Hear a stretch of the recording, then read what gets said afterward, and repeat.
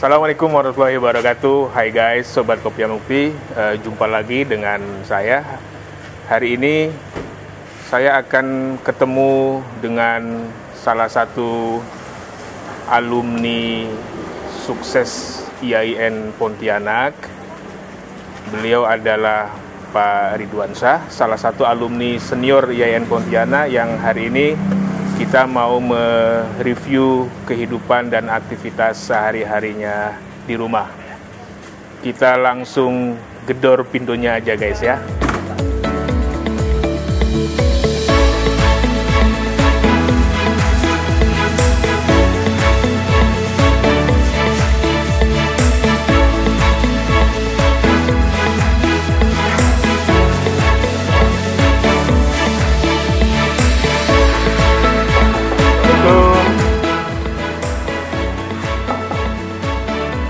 Assalamualaikum.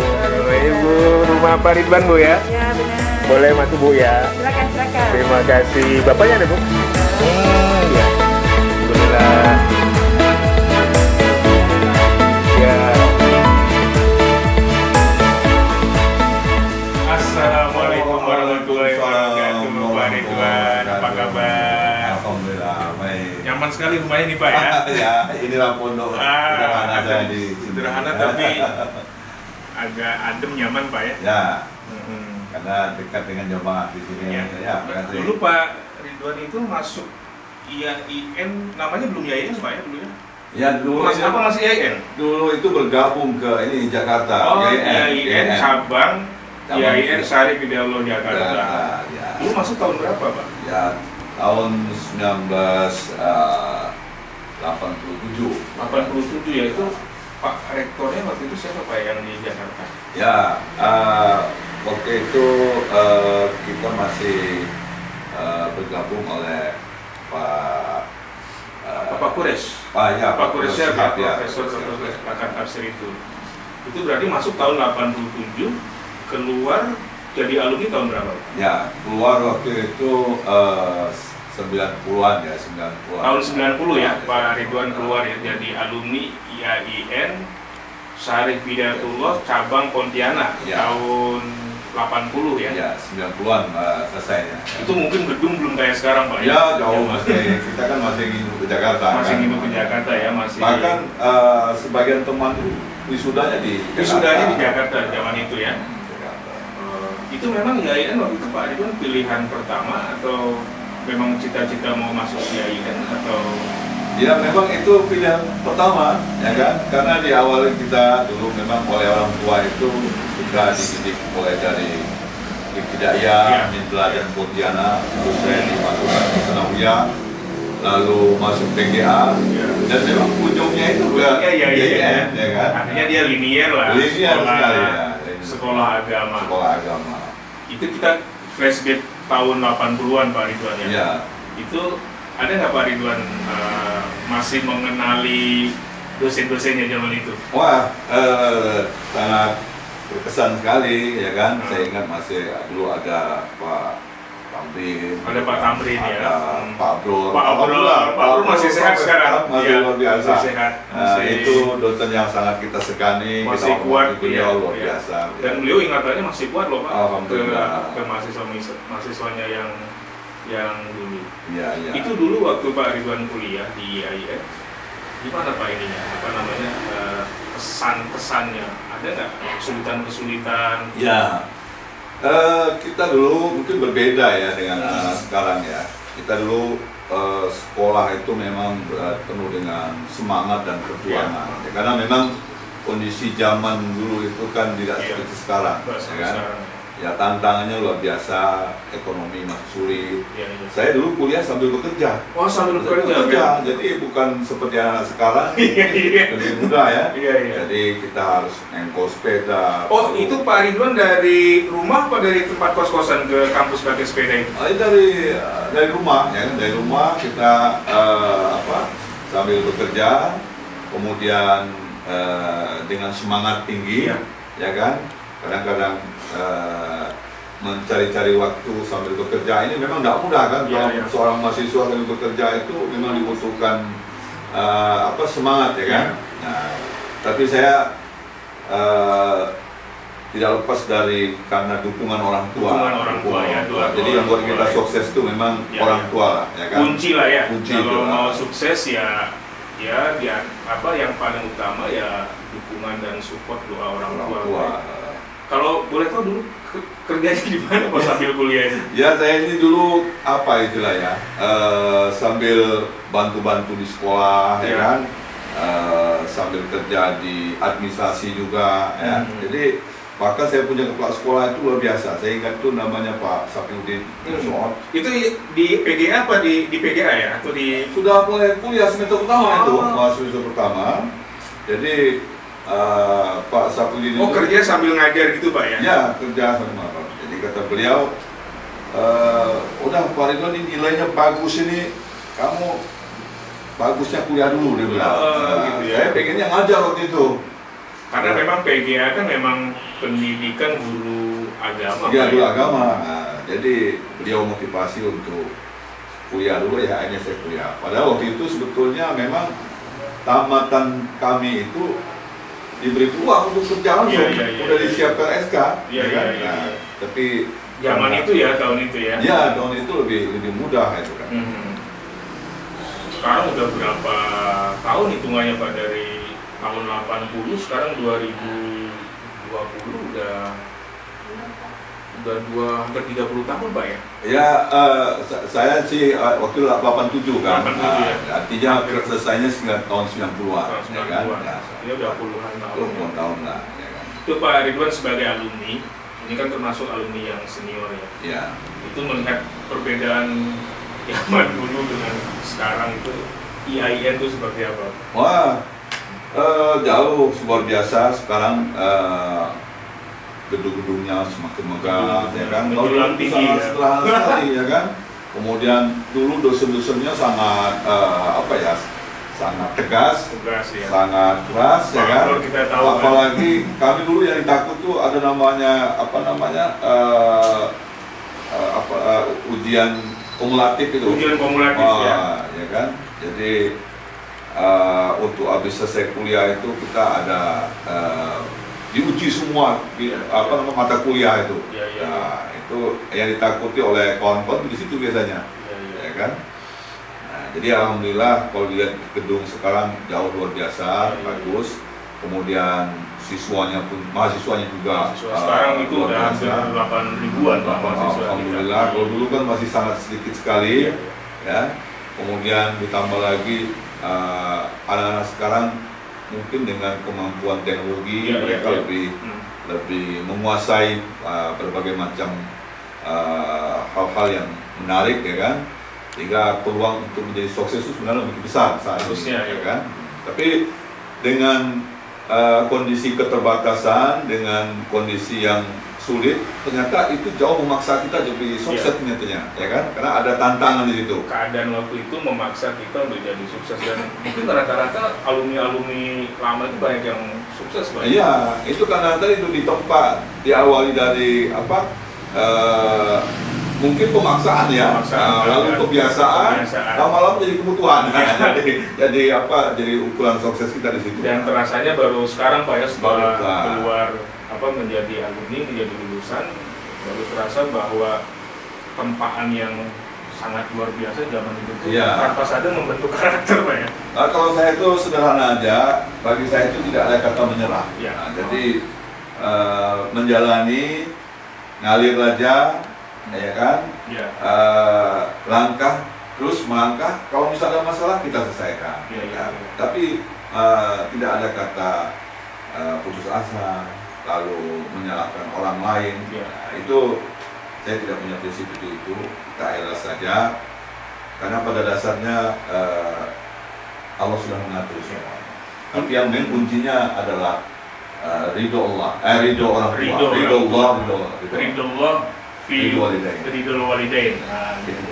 Zaman dulu masih mesin ketik Pak ya? Iya, dulu masih mesin ketik. Tugas ketak ketik, ya kan? Kalau sekarang sudah canggih semua. Masih ada nggak mesin ketiknya Pak? Oh, udah ada lagi. Zaman udah berubah. Kalau ada jadi kenangan ya. Jadi kenangan indah ya.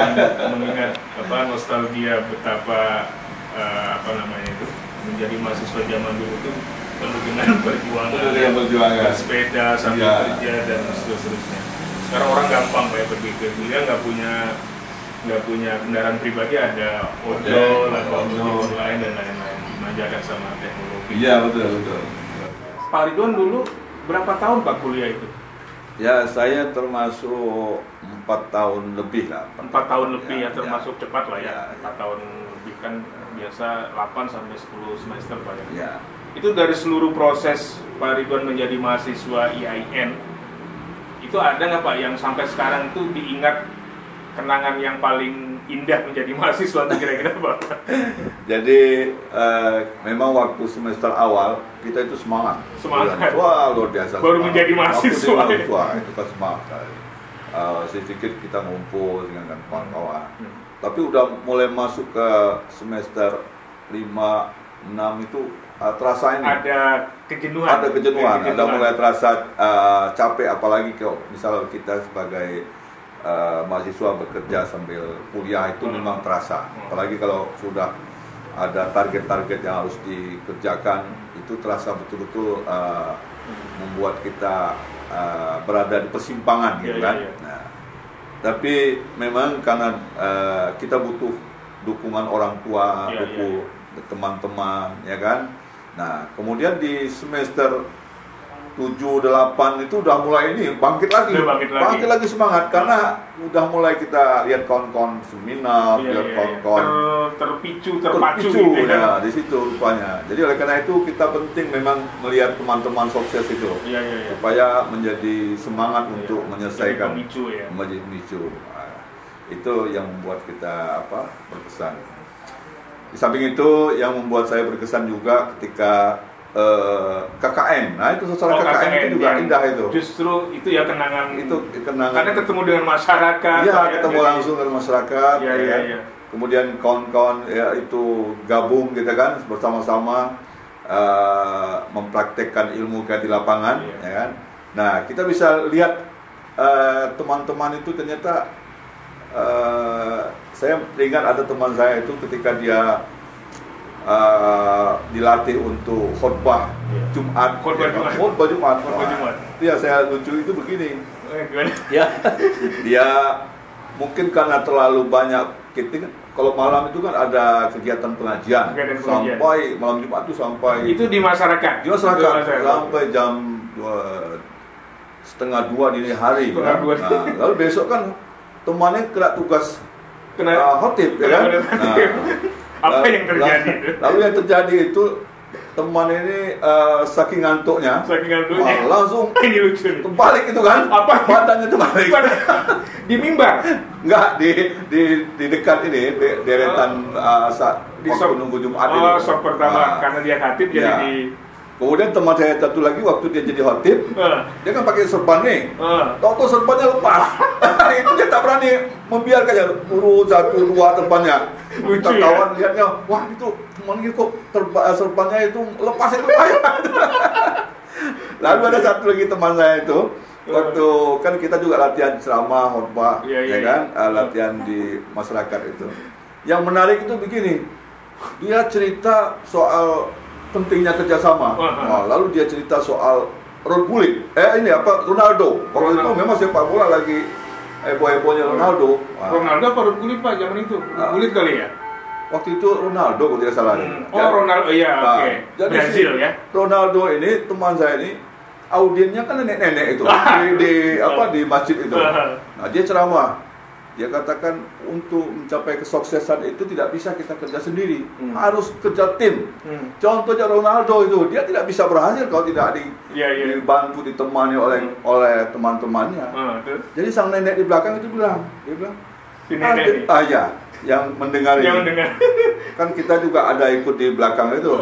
Dia bilang gini, ada JK Ustadz Ronaldo, dia bilang kan, ada JK Ustadz Ronaldo, dia bilang.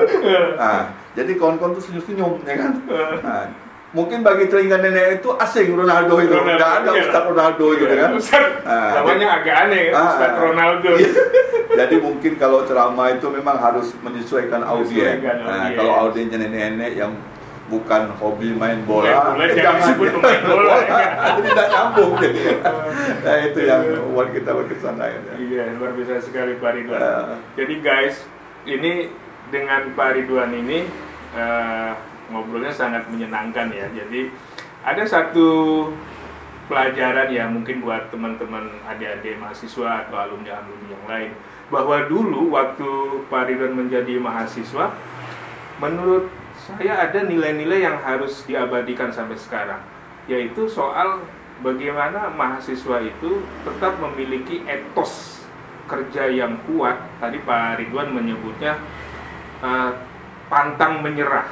Jadi sebagai mahasiswa, sebagaimana cerita pengalaman hidup Pak Ridwan sebagai alumni, itu pantang menyerah itu salah satu etos atau semangat menjadi mahasiswa yang menjadi kunci untuk orang menjadi sukses. Tapi ada yang kedua, yang paling penting dari etos itu adalah ridho orang tua.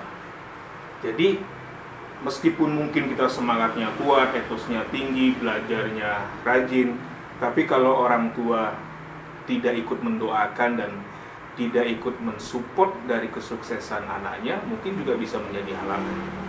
Jadi obrolan yang tadi itu, di samping tadi yang lucu-lucu, Pak Ridwan dengan teman-temannya waktu KKL dan seterusnya itu, ada pesan moral yang mungkin ingin disampaikan ke teman-teman, yaitu menjadi mahasiswa yang punya etos yang tinggi dan kuat, tanpa menyerah meskipun harus sambil bekerja mencari tambahan untuk membiayai kuliah, tapi pada saat yang sama jangan pula lupa harus didoakan oleh orang tuanya sebagai kunci sukses sebagai mahasiswa.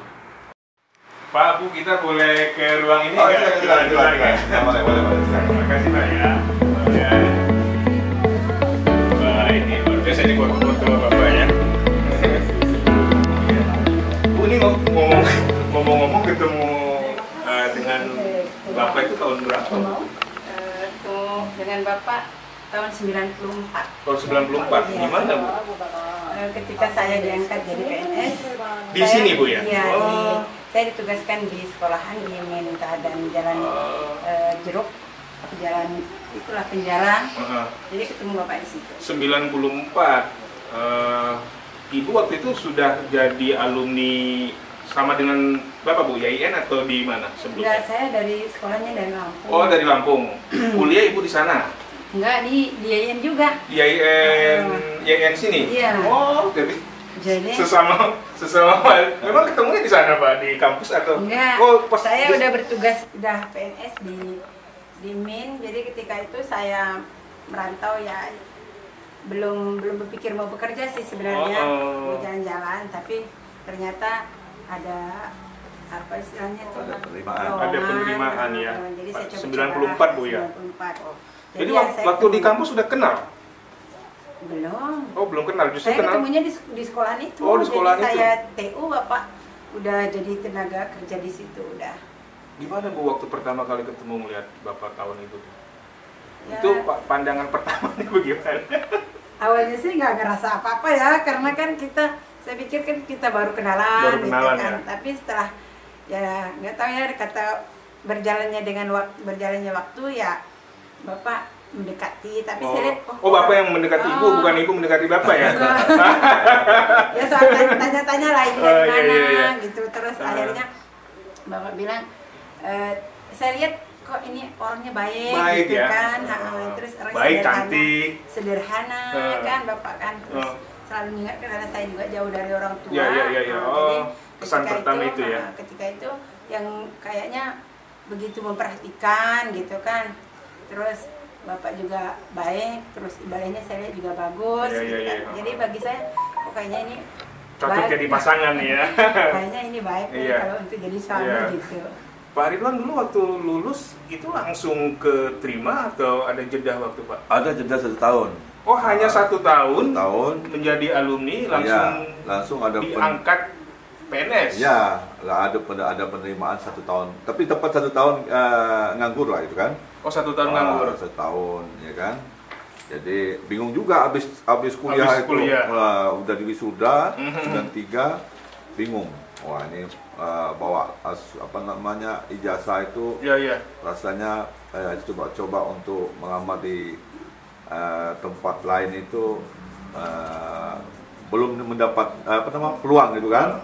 Nah, jadi sempat terpikir jangan lebih enak tamatan SMA daripada sarjana kan, karena harus nyandang sarjana ini kan berat rasanya kalau bisa nggak kerja kan. Zaman itu kan mewah Pak jadi sarjana tahun 90-an.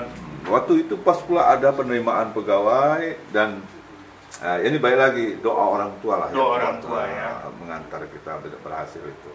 Karena saya ingat sekali ada kesan yang indah dari orang tua saya itu. Karena waktu itu ada 4 kali seleksi itu. 4 kali seleksi. 4 kali seleksi. Tahapan untuk PNS tuh ya. Dan 4 kali itu saya punya orang tua, mama saya itu mimpikan kesuksesan urusan saya itu. 4 kali itu dia mimpikan. Jadi hanya 1 tahun berarti Pak Ridwan. Ya, 1 tahun saya nganggur. Berjeda ya. Terus kan pengalaman pekerjaan Pak Ridwan udah puluhan tahun sejak diterima. Kan Pak Ridwan ketemu dengan banyak alumni-alumni perguruan tinggi lain Pak ya. Iya. Itu menurut pengamatan Pak Ridwan, apa sih yang membedakan alumni IAIN dengan alumni-alumni yang lain di dunia pekerjaan atau di masyarakat? Sebetulnya tamatannya ini itu jauh lebih mendapat tempat di masyarakat, ya kan? Karena kita punya ilmu agama ini. Ilmu agama ini tentu saja sangat dibutuhkan oleh, apalagi kita kan mayoritas Muslim, sehingga banyak kegiatan-kegiatan urusan agama itu yang memang membutuhkan alumni sekolah agama. Dan semua orang bisa ya kan? Baik tidak yang namanya memberikan penyuluhan agama, mengurus fardu kifayah, mengurus rumah ibadah, dan kegiatan TPQ, TPA, lalu banyak sekali dan itu real di masyarakat kan. Dan juga madrasah swasta itu banyak sekali, dan itulah tempat ladangnya peran alumni-alumni IAIN. Artinya meskipun dia nggak harus jadi PNS pun di masyarakat, kehadiran alumni IAIN itu pasti dibutuhkan banyak orang ya. Itu yang membedakan itu. Jadi banyak bisanya lah kalau alumni IAIN Pak ya. Yang penting pede, jangan harus percaya diri. Mimpin tahlil bisa, jadi imam bisa, jadi khatib bisa, ya kan, baca doa bisa, dan itu kebutuhan masyarakat hari-hari yang real. Bu, ini kan Bapak sekarang sedang diamanahi Bu ya, menjadi kepala kantor wilayah agama Kalimantan Barat. Ibu pernah nggak menyangka Bapak jadi kepala kantor wilayah agama? Pernah nggak terbersit dalam benak Ibu? Jauh dari bayangan kita, tapi kalau jadi pemimpin yang karena saya lihat kesederhanaan Bapak ya. Sederhana ya, Bapak ini sederhana. Bapak, kemudian Bapak bukan orang yang berambisi ya. Kelihatan sih Bu, dari wajahnya kelihatan ambisi. Tanpa ambisi. Iya, sabar sekali gitu. Jadi kami hanya menjalani aja. Iya. Menjalani aja. Terus sampai ke titik akhir ini pun bukan berarti merasakan yang, walaupun Bapak Kakak Anwil ya, ataupun Bapak orang nomor 1, saya tidak merasakan kami ini di atas angin atau tinggi sekalipun, kami tetap merasakan biasa, karena semua itu kan anugerah Allah ya. Allah berikan hadiah untuk kami tanpa kita duga-duga, tanpa kita sangka-sangka, tanpa harus kita rebutkan dengan siapapun, karena bagi saya itu adalah hadiah. Karena ketika Bapak menjadi Kakak Anwil itu saya dapat mimpi juga gitu. Saya dapat mimpi, jadi merasa ketika waktu itu kan memang Bapak ikut parsel ya, ikut waktu itu kan ikut tes juga, ada berapa ya ini.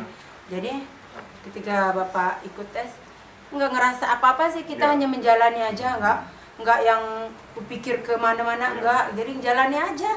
Terus sampai ke sini aja saya nggak ngerasa apa-apa gitu. Jadi malah itu yang nikmat Bu ya, sesuatu yang nggak diharap-harapkan, nggak diambisi-ambisikan, tiba-tiba datang, dan itu mungkin sudah menjadi jalan Allah juga Bu ya, dan jalani takdir atau mungkin ya salah satunya mungkin karena doa orang tua. Tapi kan biasa pejabat nih Bu ya, pejabat itu kan ya yang sering saya lihat itu kan berubah nih Bu. Ini Bapak ini begitu di posisi puncak sekarang menjadi kepala kantor, ke keluarga nih Berubah nggak, Bu? Oh, sama sekali enggak. Sama sekali enggak ya? Enggak. Karena Malah Bapak, ya seperti inilah Bapak. mementingkan Enggak. ini ya, Enggak. mementingkan keluarga tuh lebih utama, Pak ya. Ya. Kalau jabatan kan ya setahun 2 tahun mungkin datang Tapi dan saya pergi, Bu. ngerti dengan kondisi Bapak ya, ketika Bapak memimpin kan pastinya Bapak bukan hanya Iya. milik kita, tapi juga milik orang banyak kan. Ketika di masyarakat ya saya ngertilah bahwa Bapak ini seorang pemimpin gitu. Sambil jalan, Pak, Bu, boleh ke Oh, iya, dapur ya? silakan.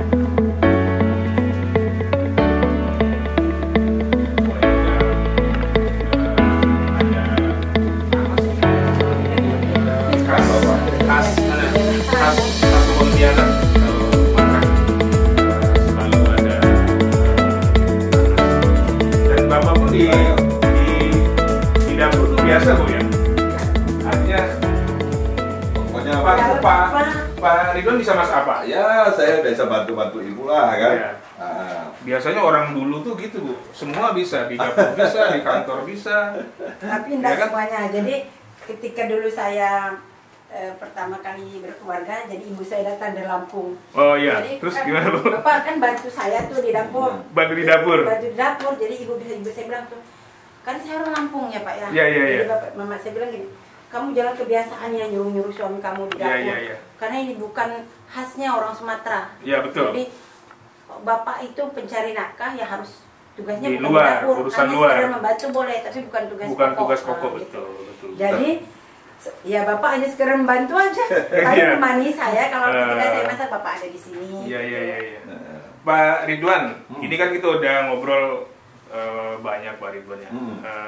Saya ingin Pak Ridwan sebagai alumni senior IAIN, mungkin apa yang bisa Pak Ridwan pesankan buat apakah itu buat mahasiswa yang sedang aktif menjalani kuliah atau alumni-alumni yang mungkin sekarang sedang kebingungan mencari pekerjaan, mungkin ada nilai-nilai Pak Ridwan sebagai alumni senior yang sudah sukses yang bisa dinasehatkan ke mereka, Pak. Ya, jadi memang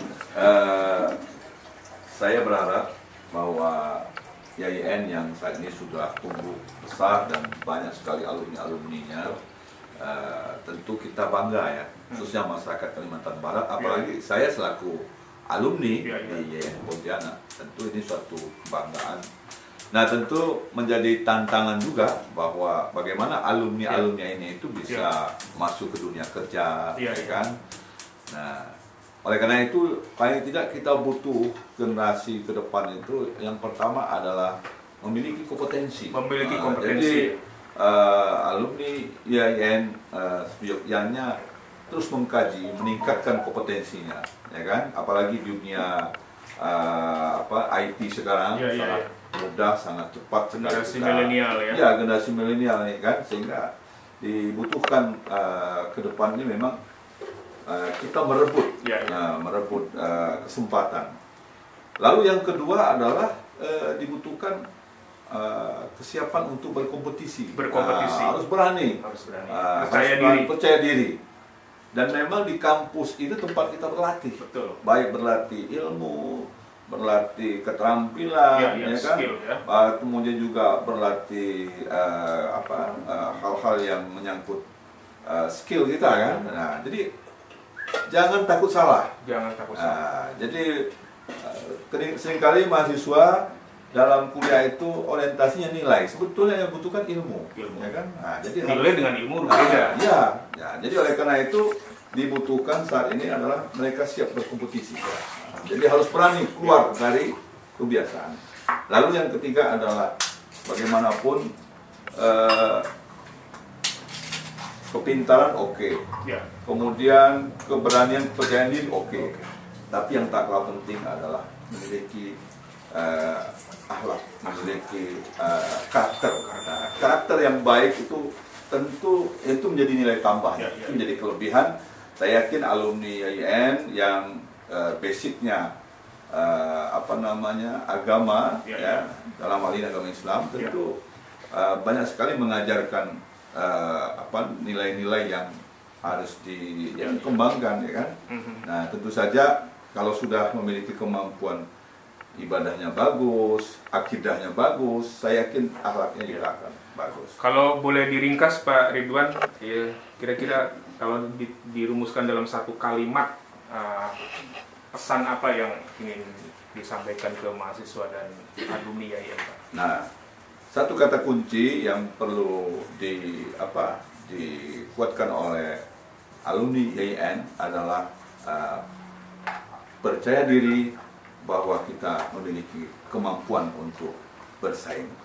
Jadi karena di depan ini dibutuhkan adalah kemampuan untuk berkompetisi. Jadi jangan sampai kita menyerah dulu, apalagi sampai menyalahkan orang lain, menyalahkan orang tua, menyalahkan institusi dan sebagainya. Karena untuk menjadi orang dewasa itu, pertama adalah kita harus mengenal diri kita. Nah, kalau kita sudah kenal, oh saya ini alumni YIN, saya ini basic saya di bidang dakwah, basic saya di bidang pendidikan. Yang kedua, menerima apapun yang ditakdirkan, kita harus menerima, ya kan? Karena itu kurang dan lebih itu Allah sudah pasti ada lebih, pasti ada yang sesuai dengan kebutuhan kita. Setelah itu yang ketiga, mampu mengembangkan. Jadi orang yang dewasa itu dia mampu mengembangkan dirinya. Karena setiap orang pasti punya talentanya, punya kelebihan. Nah, kemudian yang keempat adalah dia berani mengambil keputusan. Jadi orang yang dewasa itu dia tidak mudah cengeng, tidak mudah menyerah, dan berani mengambil tanggung jawab.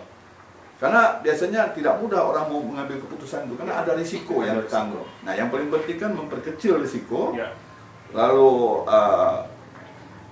berani membuat keputusan. Nah, ya kan? Yang bahaya ini kan orang karena tidak dewasa dia nangis lah, dia cengeng, dia lebay, dia apa. Lalu kalau misal orang memutuskan dia marah-marah. Ini tidak dewasa namanya, ya kan? Nah, jadi dia harus berani mengambil keputusan, berani mengambil tanggung jawab. Sukses buat YIN, terima kasih, sukses Pak. buat adik-adik ya. Mudah-mudahan berhasil semua. Bu, ini terakhir Bu. Tentu Ibu kan sudah mendampingi Bapak udah cukup lama Bu ya, sampai batas ini gitu. Kira-kira kalau Ibu boleh memesankan ke Bapak sampai sejauh ini, apa yang kira-kira ingin selalu Ibu pesankan ke Bapak? Pesan saya sama Bapak selalu saya pesan dengan Bapak, tetap sayang dengan saya, tetap sayang dengan keluarga, terus tetap jadi orang baik, terus sederhana. Seperti Bapak sekarang inilah, tidak ada yang berubah. Nggak ada berubah. Dari awal saya kenal Bapak sampai saat ini, Bapak masih seperti inilah orangnya. Sayang sama istri, sayang sama anak, sayang sama keluarga, tetap rendah hati, tetap sederhana.